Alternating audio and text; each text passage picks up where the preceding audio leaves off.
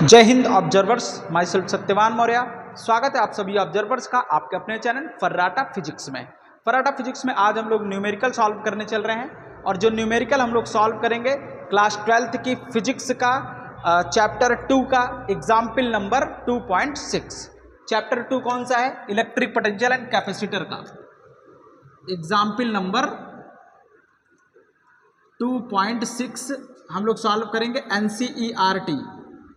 NCERT का question है, तो क्वेश्चन को मैं स्क्रीन पर लगा दे रहा हूं, आप स्क्रीन पर भी देखते रहिए या अपनी बुक ओपन कर लीजिए। मैं यहाँ पे क्वेश्चन को पढ़ रहा हूं, आप ध्यान से क्वेश्चन को देखिएगा, ठीक है। चलिए, a molecule of a substance has a permanent electric dipole moment of magnitude 10⁻29 coulomb into metre. A mole of this substance is polarized by applying a strong electrostatic field of magnitude 10⁻6 volt per meter. The direction of the field is suddenly changed by an angle of 60 degree. Estimate the heat released by the substance in aligning its dipole along the new direction of the field. For simplicity, assume 100% polarization of the sample. देखिए, इस question में हमें दिया गया है कि एक molecule है, सपोज दैट ये पोलर मॉलिक्यूल है, इसका एक प्लस होगा एक एंड माइनस होगा। तो जब पोलर मॉलिक्यूल है तो ऑब्वियसली ये डाइपोल मोमेंट डेवलप करेगा, जिसका डाइपोल मोमेंट हमें दिया गया है 10⁻⁻29 कूलम इंटू मीटर। ऐसे ही इस मॉलिक्यूल को 1 मोल सब्सटेंस हम लोग ले लेते हैं। तो 1 मोल सब्सटेंस में कितने मॉलिक्यूल्स होते हैं? 1 mole substance have equal to 6.022 into 10⁻23 molecules.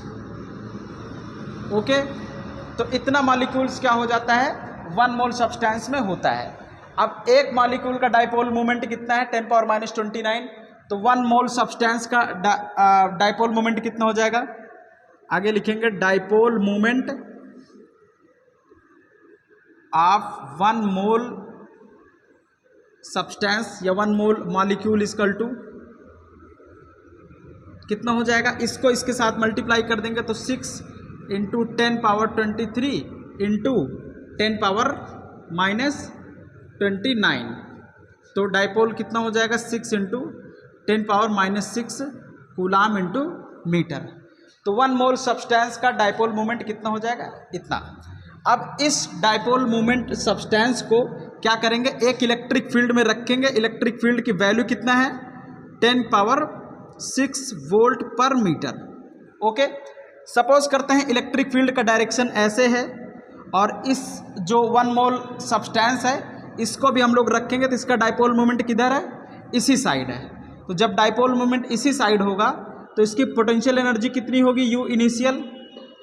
Potential energy का फार्मूला होता है -PE cos थीटा। तो जब इलेक्ट्रिक फील्ड का भी डायरेक्शन इधर है और डाइपोल मोमेंट का भी डायरेक्शन इधर है तो इन दोनों के बीच का एंगल कितना हो जाएगा? Theta equal to 0 degree. तो UI, तो P की जगह हम लोग ये रखेंगे 6 इंटू 10⁻⁻6 और E की जगह हम लोग क्या रखेंगे? 10⁻6 हमें दिया गया है, आप देखते रहिए। और थीटा इक्वल टू 0 है तो cos 0 की वैल्यू 1। तो UI इक्वल टू आ जाएगा, UI इक्वल टू देखिए 10⁻⁻6 प्लस 6 10⁻0 तो -6 जूल आएगा। तो जब इलेक्ट्रिक फील्ड इधर था और डाइपोल मोमेंट भी किधर था? डाइपोल मोमेंट का डायरेक्शन भी इधर था, तो कितनी एनर्जी थी उसके पास? UI equal to -6 joule. अब हम लोग क्या करते हैं? इलेक्ट्रिक फील्ड को 60 डिग्री रोटेट करते हैं। नाउ देखते रहिए, now electric field is rotated 60 degree. तो जब 60 डिग्री रोटेट किया जाएगा तो अब डाइपोल मोमेंट किधर हो जाएगा? इस साइड। ओके, और इलेक्ट्रिक फील्ड कितना हो जाएगा? इस साइड। अब इन दोनों के बीच का एंगल कितना हुआ? थीटा। तो अब जब डाइपोल मोमेंट इधर, इलेक्ट्रिक फील्ड इधर, तो अब पोटेंशियल एनर्जी कितना हो जाएगा? U फाइनल इक्वल टू हो जाएगा, यही फार्मूला अप्लाई करेंगे, -PE cos, इन दोनों के बीच का एंगल कितना है? 60 डिग्री। तो यहाँ पे 60 डिग्री। क्वेश्चन में देखते रहिए 60 डिग्री क्वेश्चन में लिया गया है, उसने बोला है कि अब हम लोग इलेक्ट्रिक फील्ड को 60 डिग्री रोटेट कर देते हैं तो कितना हीट उसमें से इवॉल्व होगा, वही हमको बताना है। तो पहले फाइनल एनर्जी निकाल लेते हैं कि फाइनल पोटेंशियल एनर्जी कितना होगा जब इलेक्ट्रिक फील्ड रोटेट कर जाता है। तो माइनस पी ई कॉस 60 की वैल्यू कितना आता है 1/2, तो P की वैल्यू यही आएगी 6 × 10⁻⁻6 और E की वैल्यू हम लोग 10⁻6 से ही रखेंगे, देखते चलें, इंटू 1/2 रखा जाएगा, 2 1 2 2 3 जा 6, तो U फाइनल इक्वल टू हो जाएगा -6 से +6 10⁻0 1, तो केवल क्या बचेगा -3 जूल। ओके, अब कितना पोटेंशियल एनर्जी चेंज हुआ, delta U equal to U final minus U initial. U final कितना है -3 माइनस इनिशियल कितना है -6, तो -3 minus minus plus 6, 6 - 3 3, delta U equal to 3, तो 3 जूल क्या आ गया, एनर्जीज चेंज हुई। तो 3 जूल एनर्जी हीट के फॉर्म में क्या कर रही है, निकल जाएगी।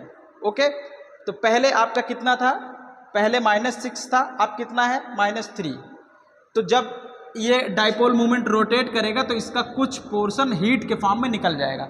तो कितनी एनर्जी निकल जाएगी, 3 जूल एनर्जीज इसमें से निकल जाएगी।